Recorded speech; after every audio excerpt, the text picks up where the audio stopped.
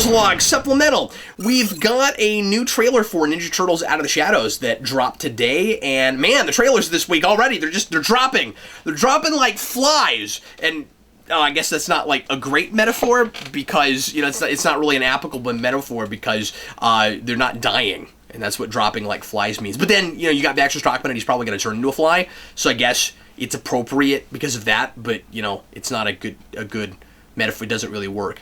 Anyway, Ninja Turtles Out of the Shadows. We're learning a lot more already about this movie from this trailer. The three big things I picked up on were A, really looks like our protagonists are the Ninja Turtles. Now, you'd think that would be a given in a thing called Teenage Mutant Ninja Turtles, but it wasn't a given with 2014, and it looks like maybe we've learned our lesson on that. I said that with the first trailer. It's really seeming to be true here. We're getting a lot more footage just of the Turtles and not a whole lot else, and getting more of a sense of characterization. Secondly, getting more of a sense of what just the story itself is going to be and what the main conflict is, even outside of the bad guys, of which there are many. And thirdly, interpersonal conflict between the Turtles. I am fascinated right now by the potential for this movie, and I'm not expecting a lot, but it looks like we might have really learned our lesson from some stuff with the first movie, and that we're not so worried now about, are the fans gonna be okay with stuff we're doing? Is there gonna be a bunch of backlash? And instead just going, oh, okay, you know what maybe we should do? Here's an idea. Make a movie for Ninja Turtles fans. Let's go find out what's in Ninja Turtles and then put that stuff in a movie. I can't stop saying this because I think it was so wonderful. A couple years ago when Dan and I reviewed that first movie, Dan said that it was an adaptation of the Wikipedia page, the Ninja Turtles Wikipedia page, and he was totally right about that. And this looks like maybe we went and did some research, maybe we even became fans of this material a little bit, and it looks like, and I've said this before, that we're kind of adapting the 87 cartoon, and that we know how ridiculous and over-the-top and outlandish it is, and we're just going with it, and that's what it should be. It doesn't have to be a cerebral movie. It doesn't have to be a really sophisticated movie. It's Ninja Turtles. Just know what you are. Don't be uninspired. Don't be so trepidatious about stuff. And actually let your Ninja Turtles lead your movie. That's all I want. And try to make some sense. If you can't have an internal logic, that's good. There's this misconception in Hollywood, and I think maybe even among fans sometimes, that a dumb movie doesn't have to make sense. And when I say a dumb movie, because that sounds like a contradiction, when I say a dumb movie, I mean what Roger Ebert always called good trash. Just a movie that's there to go and have a good time and be kind of a silly romp, and maybe it's parody, maybe it's farcical, maybe it's just stupid fun.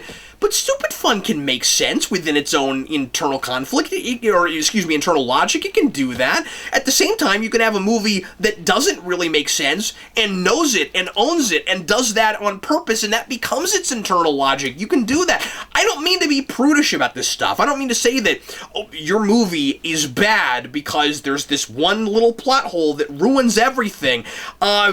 It's about there being something cool to latch onto, and it's about being smart in your filmmaking and in your storytelling, even if you're not making a smart movie.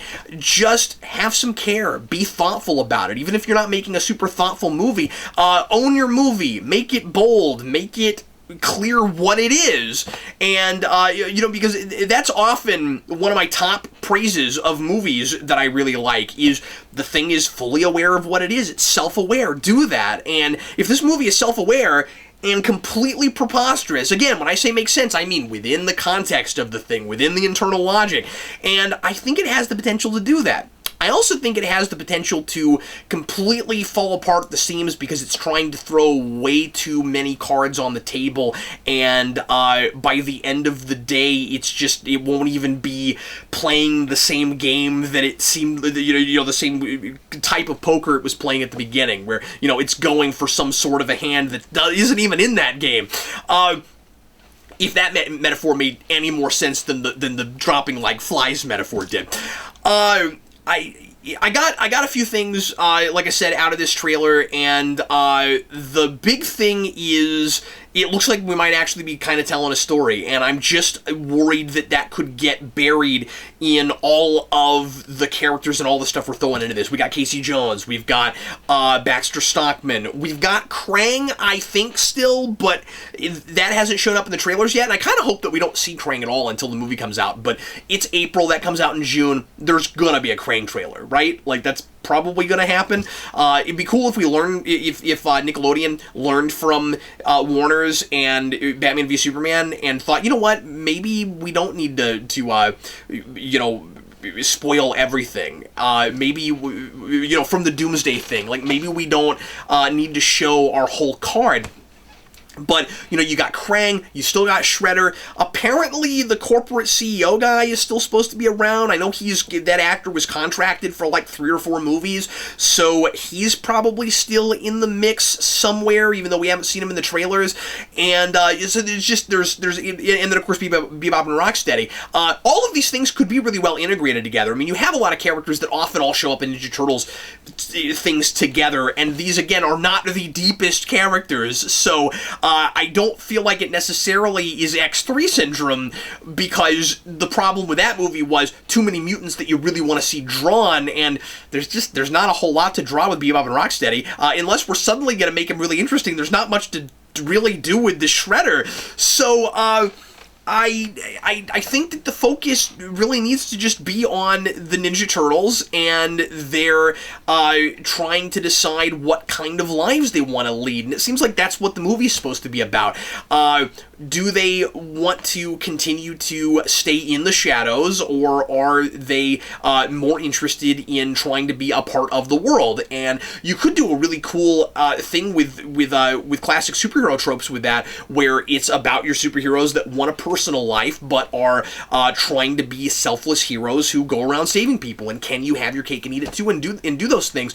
And it looks like maybe that's what it's trying to be about. I don't want to read too much into it, but I was impressed. I'm using that word with the argument that you've got with Leonardo and Donatello, apparently, that this ooze, we've got 2 kinds of oozes now, and by the way, side note, you've got, in regular Ninja Turtles, usually you've got the one ooze that kind of does everything, one size fits all. It's kind of like Smallville Kryptonite, where it can do whatever you want it to do, basically, and it both will make an animal kind of make an animal self-aware and humanoid and anthropomorphized, but it also can merge an animal with a human and get the same effect, except that that animal has all the memories from the human's life, which when you look at the IDW comics, now that I'm thinking about it, that's kind of weird, because if an animal gets the ooze and becomes humanoid, then they remember everything from their past life, so why is it that if you mix, I guess we haven't done that in that series, now I'm thinking about it, because if you mixed a human with an animal, then would it be like this, like a Tuvix thing, you know, from Voyager, where, some of you won't know what I'm talking about, where there's a Voyager episode where Tuvok and Neelix got stuck in a transporter accident, they both got merged, and they became one person, and they had personality traits from both of them, but they were now one person. Okay, everybody's caught up. Is that what would happen, where like you'd have the animal's memories and the human's memories, and then you put those together, and now it's one unique personality? It's this interesting kind of identity question. So anyway, having it be 2 oozes, I guess the more I'm thinking about it, kind of makes sense. It's kind of funny that they're like, there's the green one and the purple one, and yeah, it's sort of like kryptonite. Like, what does black ooze do? What does red ooze do? I guess the red ooze is the one that makes one of the Ninja Turtles jump on a motorcycle and drive out of New York City on a quest to find himself, and makes him all like rebellious and think that he's too cool for school.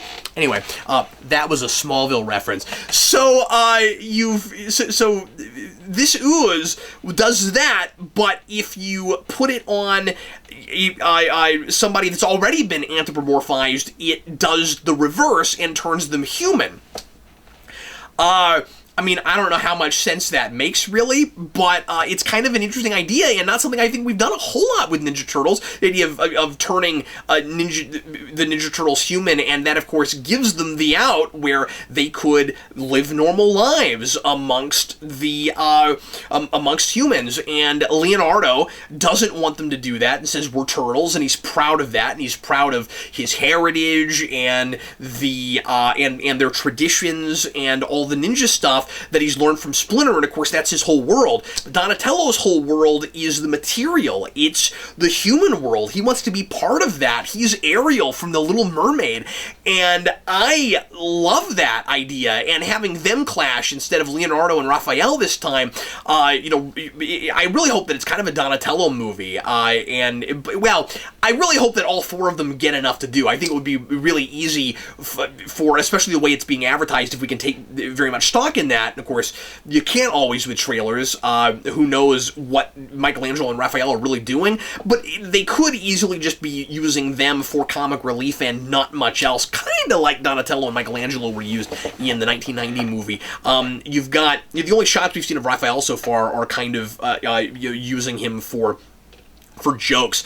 So, you got the thing where, like, he hits the front of the Jeep and his tongue slides out and stuff. I mean, I'm sure that's hilarious to 4-year-olds.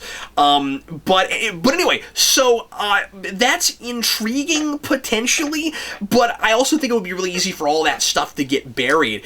So what else? We've got Shredder with his mask off, so that tells me that he might actually get a little bit of dialogue and maybe some sort of a characterization and something to do. I would almost bet money we get Super Shredder. I think, and maybe I said that in my last video, I forget. But with the, getting... With the purple ooze and everything, I would be really surprised if he didn't get that. Also, as I said earlier, I think Baxter Stockman will probably become the Fly Baxter in this movie. But I'm thinking about this and I'm like, okay, it's Ninja Turtles 2. I think they're likely to do the con thing where they're basically making Ninja Turtles 2 again, but they're just changing some things. I mean, you've got Bebop and Rocksteady, you had Togon Razor in that movie. I guess the difference is it doesn't have there's not the love for it like there was Wrath of Khan. It's not that situation. It's not like we don't have any new ideas, so we've got to go back to the well and use the really famous one that everybody loves, that's cherished. Ninja Turtles, Secret of the Ooze, I don't think is exactly cherished, but curiously, there's already a lot of stuff from that movie in this. I mean, like there's I don't know if there's a secret of the ooze, but the ooze is a big thing in this. We're doing Bebop and Rocksteady in our second movie because we actually can use them, and we're not doing that. Well, I don't know if they could have used them before when they did Togon Razor, but whatever. Those were obviously kind of stand-ins for those characters. All I'm saying is, I'd be really surprised if you didn't see Super Shredder. How much more super, though, could Shredder get than he did in the first movie when he was really just a giant Silver Samurai robot? So, I realize he wasn't a robot, but he might as well have been a robot. Well, character-wise, he was a robot. So it'd be hilarious if we had like a Powerpuff Girl monster size, or like a Megazord size Shredder, because that's the next place to go. I still don't like the designs of these turtles, of course. We're stuck with them. That's what this world is now. Making a decent case for maybe being able to showcase them as the main characters in an entire movie together, even though they're so gigantic. And it'll be interesting to see if they manage to keep the proportions right throughout the whole movie, because I just feel like they're just too big still. And what exactly do you do with it? Yeah, I just don't know if you can keep the scale consistent, but I still think that it's got potential, and it's liable to be a lot better than the first one, which is not hard. And of course, I'm looking at the CG integration, and a lot of it still doesn't look great to me, but if it's more consistent in what it wants to be, and it's just this big, giant, fun, crazy nostalgia fest, I think I'll be happy. I don't mean to say that every time something is tickling my nostalgia bone that makes it good, but if that's what it wants to be, and it's good at it, then that's cool. But I also think that there might actually be a real story here, and I just hope that it doesn't get buried if that's the case. Anyway, what do you folks think? Are you at all excited about this? Am I crazy for having any hope for the thing at all? Should I write it off? What do you think? Leave your comments, and I'm interested to read them as always. And thanks for watching. Sure appreciate it. I'm Admiral Logan, and this concludes another Admiral's Log.